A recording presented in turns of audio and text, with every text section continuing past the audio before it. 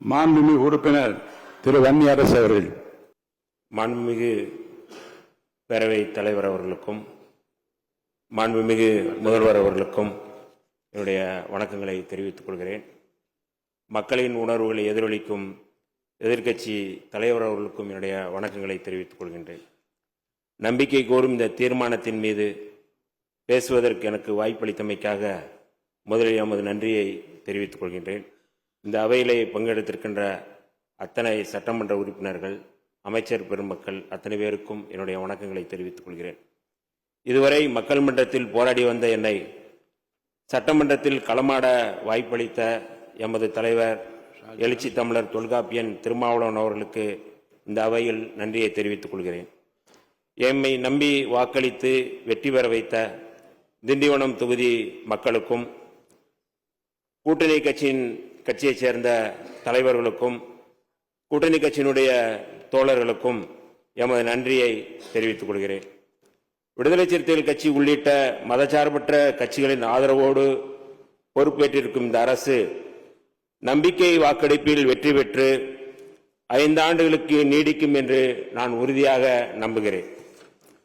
அதற்காக முன்கூட்டியே விடுதலை சிறுத்தைகளின் சார்பில் எமது நன்றியை தெரிவித்துக் கொள்கின்றேன், வாழ்த்துக்களை தெரிவித்துக் கொள்கின்றேன். விடுதலை சிறுத்தைகள் கட்சியும் இடதுசாரி கட்சிகளும் காங்கிரஸ், இந்திய யூனியன் முஸ்லீம் லீக் ஆகிய கட்சிகளும் திமுக தலைமையிலான மதச்சார்பற்ற முற்போக்கு கூட்டணியில் இடம்பெற்று தேர்தலை சந்தித்தோம். ஆனால் இந்த தேர்தலில் தவேகாவுக்கு தமிழக வெற்றி கழகத்திற்கு பெரும்பான்மை கிடைத்து ஆட்சி அமைத்துள்ளது. பாஜகவின் மறைமுக செயல் திட்டமான ஆளுநர் ஆட்சியை கொண்டு வருவதற்கான முயற்சியை தடுக்கும் வகையில் விடுதலை சிறுத்தைகள் தமிழக வெற்றி கழகத்திற்கு ஆதரவு தெரிவித்துக் கொள்கின்றோம். மாண்புமிகு முதலமைச்சர் அவர்கள் பொறுப்பேற்பதற்கு விடுதலை சிறுத்தைகள் கட்சியின் ஆதரவு முக்கியமானதாக இருந்தது என்பதை இந்த நாட்டு மக்கள் அறிவார்கள். எமது ஆதரவை பெற்ற இந்த அரசு மக்கள் நல திட்டங்களை நிறைவேற்றி மாநில உரிமைகளை காத்து மிகச் சிறந்த அரசு என்ற பெயரை பெற்று சிறப்பிக்க வேண்டும் என்று விடுதலை சிறுத்தைகளின் சார்பில் நாங்கள் வாழ்த்துகின்றோம்.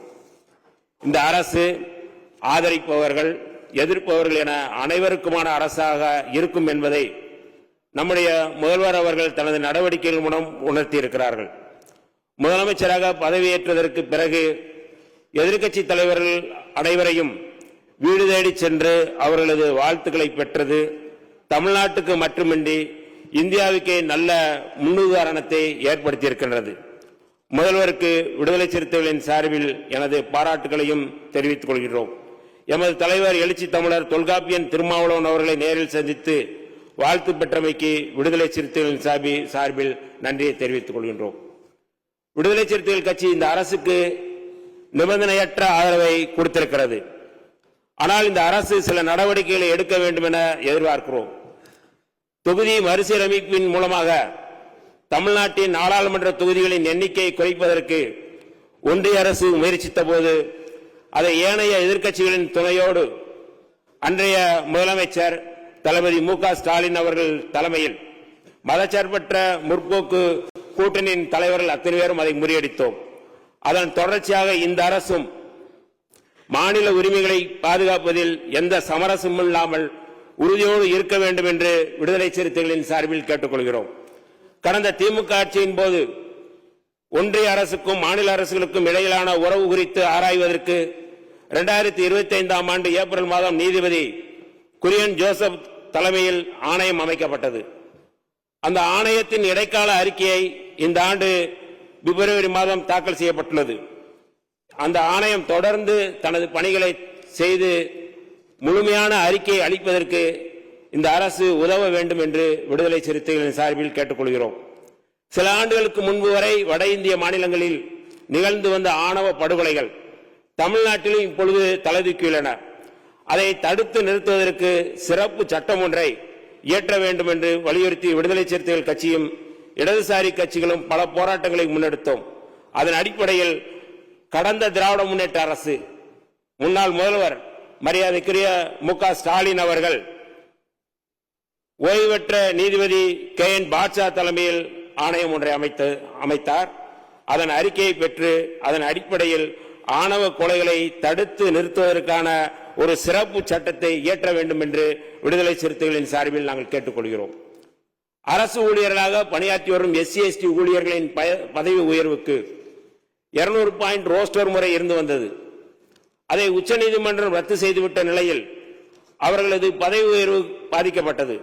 அதை சீர் செய்வதற்காக இந்தியாவின் பல்வேறு மாநிலங்களில் இருப்பதை போல அரசமைப்பு சட்டத்தின் உறுப்பு 16(4)A வழங்கும் அதிகாரத்தை பயன்படுத்தி சட்டம் ஒன்றை இயற்ற வேண்டும் என்று விடுதலை சிறுத்தைகளின் சார்பில் வலியுறுத்துகின்றோம். அதன் அடிப்படையில் கடந்த அரசு அதை பரிசீலிப்பதற்கு ஓய்வு பெற்ற நீதிபதி GM அக்பர் அலி தலைமையில் ஆணையம் ஒன்றை அமைத்துள்ளது. அதன் அறிக்கையை பெற்று அந்த சட்டத்தையும் இயற்ற வேண்டும் என்று நாங்கள் வலியுறுத்துகின்றோம். இந்த அரசு பொறுப்பேற்றதும் உடனடியாக எதிர்கொண்டிருக்கும் முக்கியமான சிக்கல் தமிழ்நாட்டு மீனவர்களுடைய சிக்கல். புதிய ஆட்சி அமைந்தால் இலங்கை கடற்படையின் தாக்குதலில் இருந்து தாம் பாதுகாக்கப்படுவோம் என்று நம்பி வாக்களித்திருக்கிறார்கள். நேற்று இலங்கை கடற்படையினரால் நமது மீனவர்கள் 40 பேர் கைது செய்யப்பட்டு அவர்களது படகுகளும் இலங்கை கடற்படையால் பறிமுதல் செய்யப்பட்டிருக்கிறது.